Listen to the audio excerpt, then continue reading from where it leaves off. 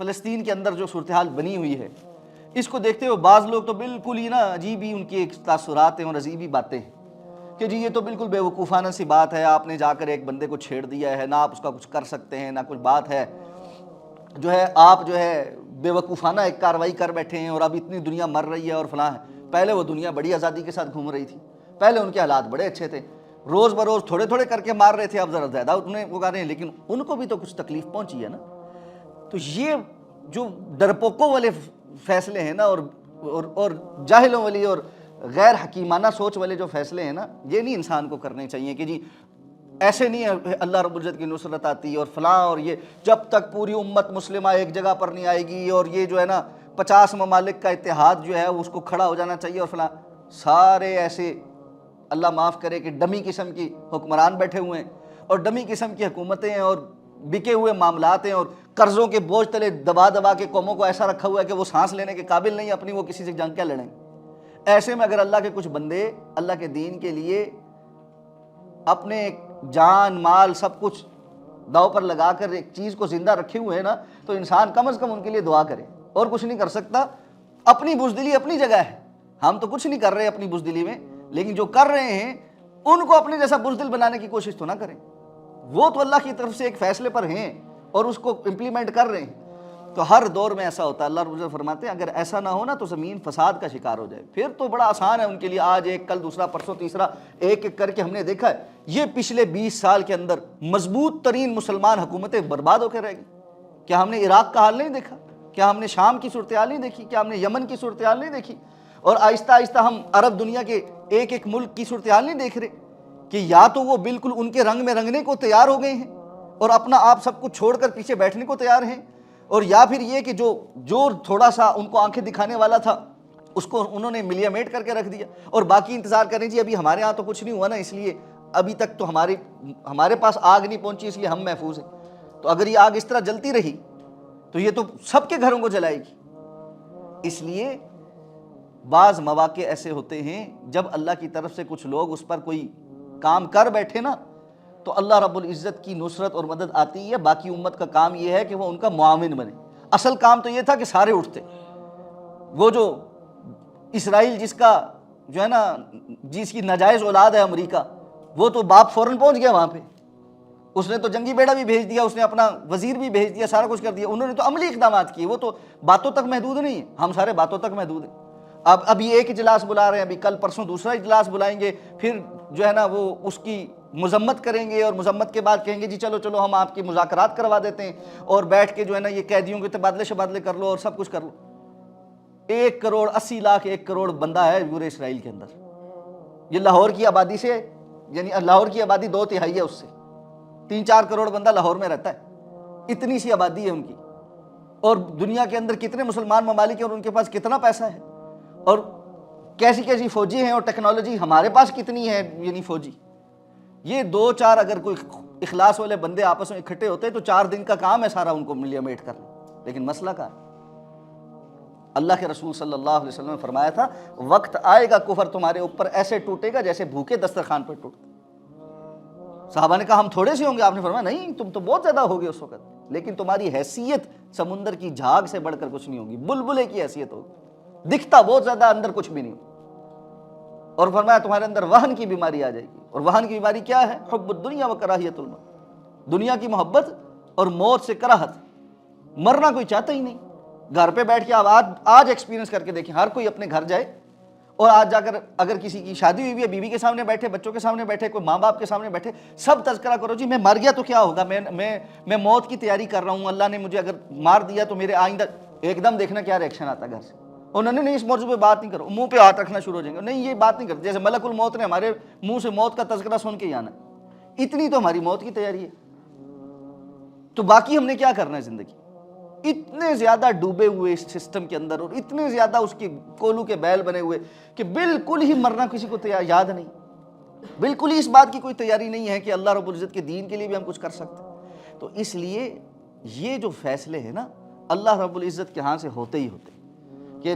زمین میں فساد برپا کرنے والوں کے مقابل اللہ مٹھی بھر کچھ لوگوں کو اٹھاتا ہے اور وہ کایا پلٹ کے رکھ دیتے ہیں۔ رسول اللہ صلی اللہ علیہ وسلم کی پوری سیرت ہمارے سامنے، فتح مکہ تک بھی مسلمانوں کی تعداد کوئی بہت بڑی نہیں تھی، اور بعد میں رسول اللہ صلی اللہ علیہ وسلم کی اس دنیا سے جانے کے بعد بھی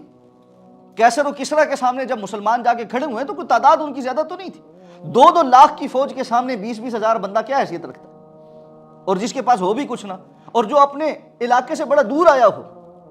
کئی ہزار کلومیٹر دور آ کر وہ جو ہے جنگ کرنے کے لیے دوسروں کے گھر کے باہر کھڑا ہو جائے، ایسا تاریخ دیکھتی ہے کبھی؟ لیکن اللہ رب العزت کی طرف سے نصرتیں آتی ہیں جب اہل ایمان کی کسوٹی پہ پورا اترتے ہیں۔ وَأَنْتُمُ الْأَعْلَوْنَ إِن كُنتُم مُؤْمِنِينَ، اللہ کا یہ وعدہ ہے تم یقیناً غالب رہو گے، لیکن شرط یہ اگر تم مومن ہوئے تو ایمان والے تھوڑے ہی ہوتے ہیں ہمیشہ، اور ان کی اللہ رب العزت پھر نصرت اور مدد فرماتے ہیں۔ ہاں بسا اوقات ایسا ہو سکتا ہے کہ فوری طور پہ نہ ہو، بسا اوقات ایسا ہو سکتا ہے کہ اس کا نتیجہ تھوڑا لیٹ نکلے، بسا اوقات ایسا ہو سکتا ہے کہ کسی وقتی کاروائی کے نتیجے میں حالات زیادہ خراب بھی ہو جائیں۔ صحابہ کرام کے ساتھ بھی ایسا ہوا ہے بہت مرتبہ۔ خالد بن ولید رضی اللہ تعالیٰ عنہ کتنی مرتبہ لشکر کو جو ہے وہ رومیوں کے قبضے سے نکال کر لے کر آتے تھے، پیچھے ہو جاتے تھے، تھوڑا پسپا ہو جاتے تھے، لیکن یہ تو نہیں تھا کہ گھر بیٹھ کے بالکل ہی باتیں کرنا شروع ہو جائیں۔ تو حکمتیں ہوتی ہیں، بتدریج بھی کام ہوتے ہیں۔ کبھی کسی وقت کسی حملے کا نتیجہ فوری نصرت اور فتح نہیں ہوتی، لیکن آہستہ آہستہ چل کر نصرت اور فتح آ جاتی۔ صلح حدیبیہ کی شرائط بھی بسا اوقات ماننی پڑ جاتی، لیکن اس کے تناظر میں جو کچھ نظر آ رہا ہوتا ہے وہ بڑا اہم ہوتا ہے کہ ہم کیا حاصل کر رہے ہیں، اور اس پر ہم محنت کریں گے تو ہمیں کیا حاصل ہو جائے گا۔ تو اس لیے جو ہے نا، یہ جو ہم نتیجے پر بڑی جلدی چھلانگ مارتے ہیں، ہم چاہتے ہیں کہ جی آج ہی کوئی رزلٹ نکلا ہے ایک دم سے، ایسا نہیں ہوتا۔ ایک چیز ذہن میں رکھیں، تاریخ جو ہے نا اس کا ورقہ بڑی تیزی کے ساتھ پلٹ جاتا ہے۔ تاریخ کا جو ورق جب پلٹتا ہے تو ہم آج اگر تاریخ پڑھنا شروع کرتے ہیں تو 400 500 1000 سال کی تاریخ 2-3 صفحوں میں ایسے پڑھ کے صفحہ پلٹ نہیں دیتے۔ مغل آئے، انہوں نے یہ کیا، یہ اتنے لوگ تھے، مغل بادشاہ اتنے تھے، فلاں تھا، یہ اس دور میں شروع ہوئے، اس دور میں ختم ہوئے، ایسے شروع ہوئے تھے، ایسے ختم ہوئے تھے، یہ کچھ انہوں نے بنایا۔ 4 سے 5 صفحے میں خلاصہ ہو سکتا ہے اس بات کا، 1000 سال کی تاریخ۔ اب بندہ دیکھے کہ جی 1000 سال ایسے گزرے، ہماری تو زندگی تھوڑی سی ہے۔ تو ہوتا یہ ہے کہ ہم سب جلد باز ہیں، ہم ہر چیز کا نتیجہ فوری طور پر دیکھنے کے چکر میں نا اسی کے اوپر محاکمہ کرنا شروع ہو جاتا ہے، جبکہ اللہ رب العزت نے ہر دور میں اہل ایمان سے کسی خاص چیز کا مطالبہ کیا ہوتا ہے۔ جس دور میں ہم ہیں، یہ جو فتنے کا دور ہے، جو آزمائش کا دور ہے، جس کو آپ یہ کہیں کہ ایک طرح سے انحطاط کا دور بھی ہے، جب مسلمان امت کمزور ہے، اس دور کے فتنے کے دور کی احادیث بھی تو موجود ہیں۔ کچھ لوگ ہیں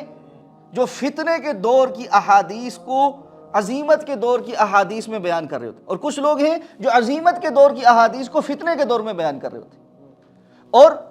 یہ بالکل ایک ایسا سلسلہ ہے جس کی وجہ سے عمل، یعنی اس موقع پر امت کے لیے عمل اور نجات کا کوئی رستہ پھر نظر نہیں آتا۔ آج فتنے کے دور میں اگر آپ صحابہ کے عظیمت کے دور کی باتیں اور عظیمت کے دور کے جو باتیں اللہ کے رسول صلی اللہ علیہ وسلم نے بیان کی تھی ان کو بیان کرنا شروع کریں تو پھر تو مجھے اور آپ میں سے کسی کی نجات نظر ہی نہیں آتی، ہم سب جو ہے نا فارغ۔ جبکہ دوسری طرف اللہ کے رسول صلی اللہ علیہ وسلم فتنے کے دور میں یہ بیان فرما رہے ہیں کہ صحابہ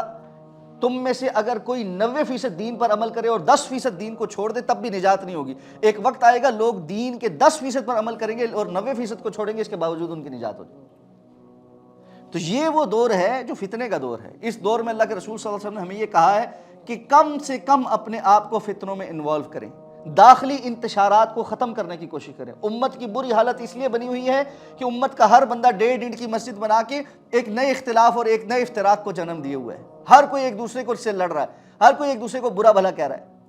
جو کفر کے مقابل کھڑا ہے اس کے ساتھ بھی ہمارے 4 قسم کے اختلاف ہیں، تو اس وجہ سے ہم کہتے ہیں یہ تو کر ہی سیکھ نہیں رہا۔ یعنی اس وقت میں نے بعض لوگوں کی ایسی تحریریں بھی پڑھی ہیں جن کو